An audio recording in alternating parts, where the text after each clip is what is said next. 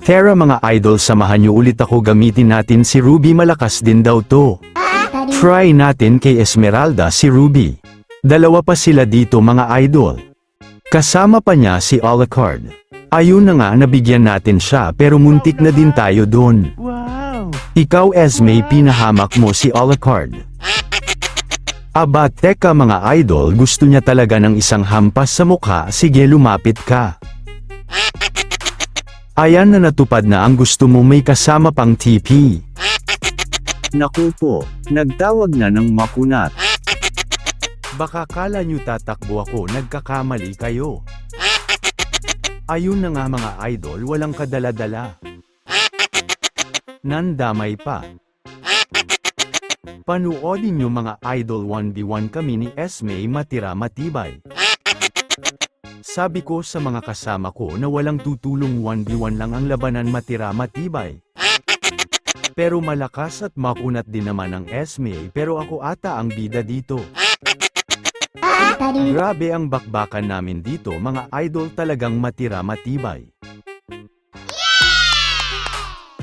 At ayan na naman ang Esme mga idol, mukhang papalag na naman. Walang kadala-dala ang Esme mga idol. Kaya pagbibigyan na naman natin siya. Ayun na nga mga idol, matatakot na siguro si Esme sa atin. Nagulat ako mga idol, nag-SS si Esme sa semento. Di ko alam sa Esme bakit siya palag ng palag. Di niya alam na malakas ako sa ML, muntik na nga akong maging pro player. Pwede na! Ayan o, tipi-tipi sa mukha, ang cute ng tipi ko. Ayan na naman ang Esme, nag-SS na naman, palaga na natin ka mga idol.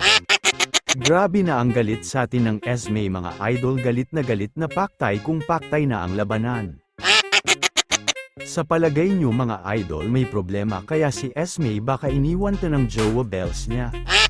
O talagang gusto niya lang akong mabawian. Ang masama mga idol, di niya ako mapauwi.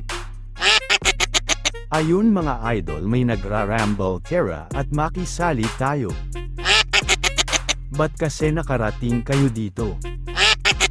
Ayun mga idol, naka-KS tayo. Ayan na, dumating na ang respo namin.